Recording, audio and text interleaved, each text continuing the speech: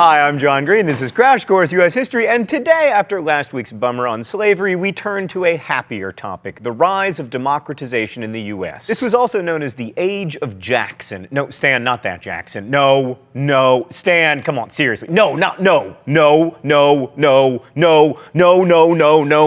Yes, that Jackson, Andrew Jackson.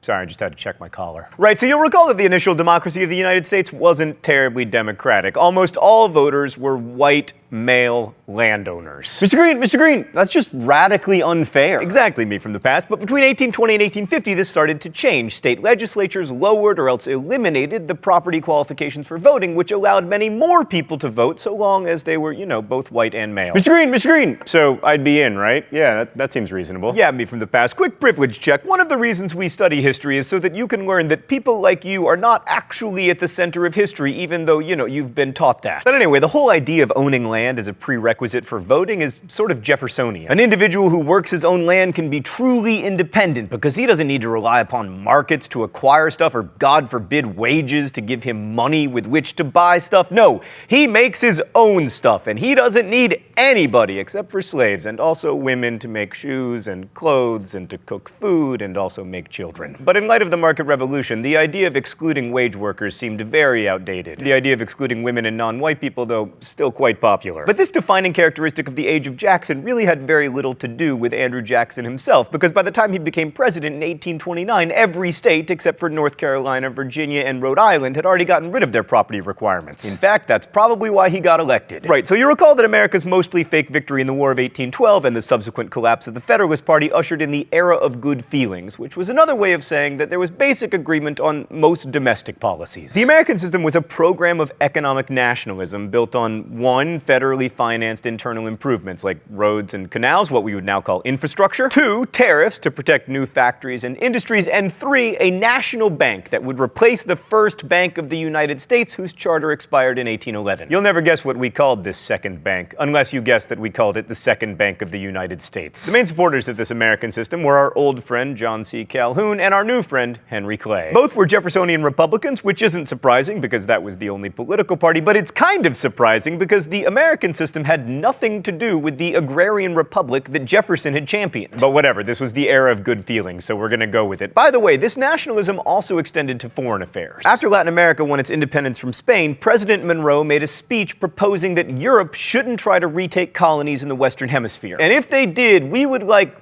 do stuff. This so-called Monroe Doctrine also said that the U.S. would stay out of European wars. That is hilarious! But we did live up to the other end of it. You'll remember that when the British came for the Falkland Islands, we were like, this shall not stand! Just kidding, we were like, go ahead. Right, so the last era of good feelings president was John Quincy Adams, who was quite the diplomat and expansionist. He actually wrote the Monroe Doctrine, for instance. But in fact, it turns out that all feelings were not good. There was significant disagreement over three main issues. First, many people felt that the federal government shouldn't invest in infrastructure. Like James Madison, who'd initially supported those bills, ended up vetoing one of them that included a big spending increase to finance roads and canals. Now, the roads and canals did get built, but in the end, most of the financing fell to the states. There were also big problems with the Second Bank of the United States, which, is why you cannot visit a branch of it these days, but we'll get to that in a minute. And lastly, there was the perennial issue of slavery. In this case, the problem started, as so many problems do, in Missouri. So in 1819, Missouri had enough people in it to become a state, but despite the fact that there were already more than 10,000 slaves there, a New York congressman named James Talmadge made a motion to prohibit the introduction of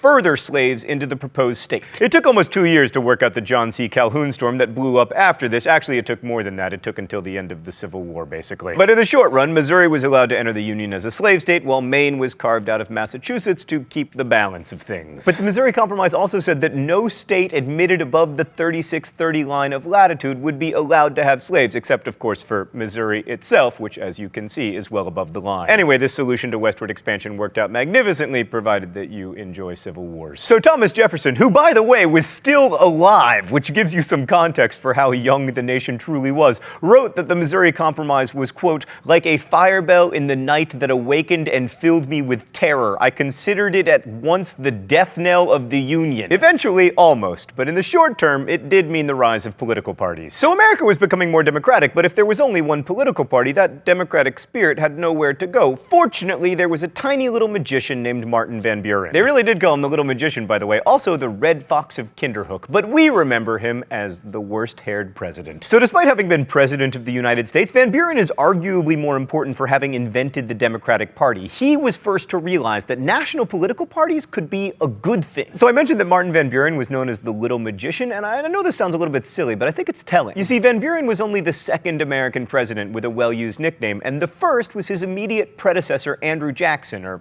Old Hickory. Why does this matter? Well, when you're actually having to campaign for office, as all presidential candidates did after the election of 1828, and you're trying to appeal to the newly enfranchised common man, what better way to seem like a regular guy than to have a nickname? I mean, if you think this is crazy, just think of the nicknames of some of our most popular presidents. Honest Abe, the Bull Moose, the Gipper. Even our lesser-known presidents had nicknames. Young Hickory, Handsome Frank, Old Rough and Ready, Big Steve, James Buchanan, and I am not making this up, was Old Public Functionary. Who are you gonna vote for? Oh, I think the Old Public Functionary. He seems competent. As it happens, he wasn't. So by now you're probably wondering, where does Andrew Jackson fit into all of this? When we last caught up with Jackson, he was winning the Battle of New Orleans shortly after the end of the War of 1812. He continued his bellicose ways, fighting Indians in Florida, although he was not actually authorized to do so, and became so popular from all of his Indian killing that he decided to run for president in 1824. The election of 1824 was very close, and it went to the House, where John Quincy Adams was eventually declared the winner, and Jackson denounced this as a corrupt bargain. So in 1828, Jackson ran a much more negative campaign. One of his campaign slogans was "Vote for Andrew Jackson, who can fight, not John Quincy Adams, who can write." Adams' supporters responded by arguing that having a literate president wasn't such a bad thing, and also by accusing Jackson of being a murderer, which, given his frequent habit of dueling and massacring, he sort of was. So as you can see, the quality of discourse in American political campaigns has come a long way. Anyway, Jackson won. Jackson ran as the champion of the common man, and in a way he was. I mean, he had little formal schooling, and in some ways he was the archetypal self-made man. Jackson's policies defined the new Democratic Party, which had formerly been known as the Jeffersonian Democratic Republican. So who were these new Democrats? Well, generally they tended to be lower to middle-class men, usually farmers, who were suspicious of the widening gap between the rich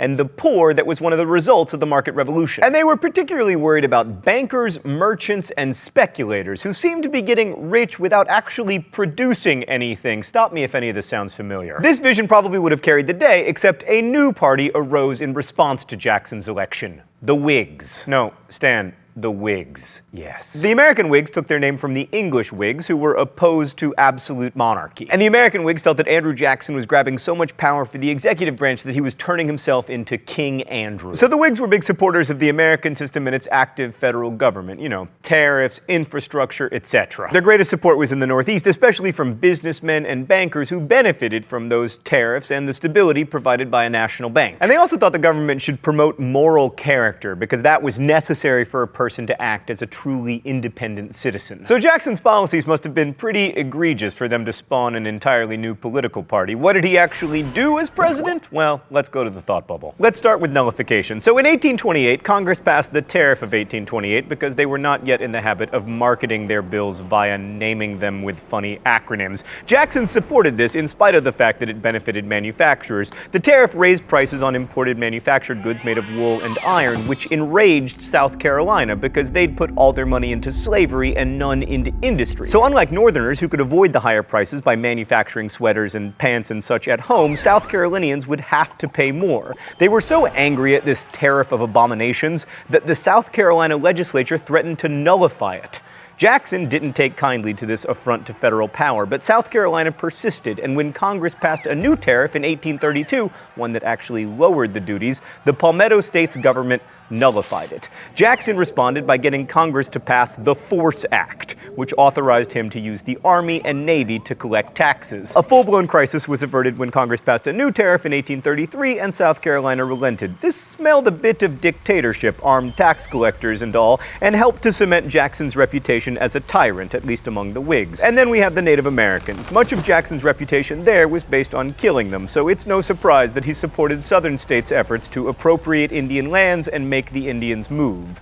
This support was formalized in the Indian Removal Act of 1830, which Jackson supported. The law provided funds to relocate Cherokees, Chickasaws, Choctaws, Creek, and Seminole Indians from their homes in Georgia, North Carolina, Florida, Mississippi, and Alabama. In response, these tribes adopted a novel approach and sued the government. And then the Supreme Court ruled that Georgia's actions in removing the Cherokees violated their treaties with the federal government and that they had a right to their land. To which Jackson supposedly responded by saying, "John Marshall has made his decision, now let him enforce it." So Jackson set the stage for the forced removal of the Cherokees from Georgia to Oklahoma, but it actually took place in the winter of 1838-1839 under Jackson's successor, Van Buren. At least 1/4 of the 18,000 Indians died on the forced march that came to be known as the Trail of Tears. Boy, Thought Bubble, you do know how to end on a downer, but thank you. But Andrew Jackson also changed our banking system. Just as today, banks were very important to the industrial and mercantile development of the U.S. And at the beginning of Jackson's presidency, American banking was dominated by the Second National Bank, which you'll remember had been established by Congress as part of the American system. Oh, it's time for the mystery document? The rules here are simple. When I inevitably fail to guess the author of the mystery document, I get shocked with the shock pen. The powers, privileges, and favors bestowed upon it in the original charter by increasing the value of the stock far above its par value operated as a gratuity of many millions to its stockholders.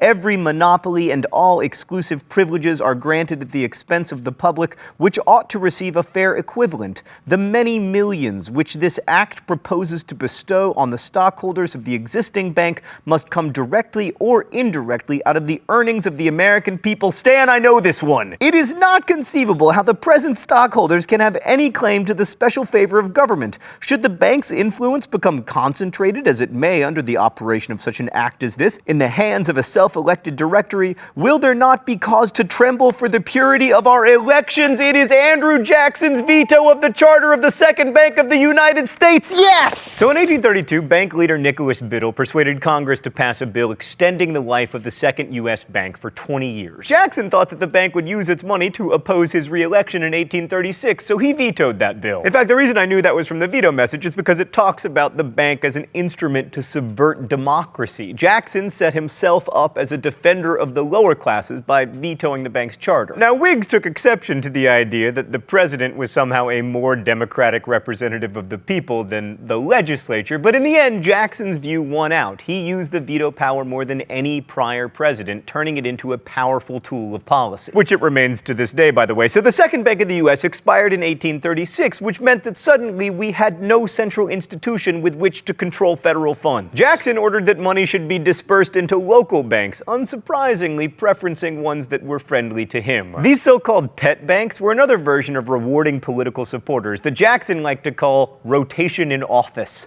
Opponents called this tactic of awarding government offices to political favorites the spoils system. Anyway, these smaller banks proceeded to print more and more paper money because, you know, free money. Like between 1833 and 1837, the face value of banknotes in circulation rose from $10 million to $149 million, and that meant inflation. Initially, states loved all this new money that they could use to finance internal improvements, but inflation is really bad for wage workers and also eventually everyone. So all this out-of-control inflation, coupled with rampant land speculation, eventually led to an economic collapse, the Panic of 1837. The subsequent depression lasted until 1843, and Jackson's bank policy proved to be arguably the most disastrous fiscal policy in American history, which is really saying something. It also had a major effect on American politics because business-oriented Democrats became Whigs and the remaining Democrats further aligned with agrarian interests, which meant slavery. So the age of Jackson was more democratic than anything that came before, and it gave us the beginnings of modern American politics. I mean, Jackson was the first president to really expand executive power and to argue that the president is the most important democratically elected official in the country. One of the things that makes Andrew Jackson's presidency so interesting and also so problematic is that he was elected via a more democratic process, but he concentrated more power in the executive in a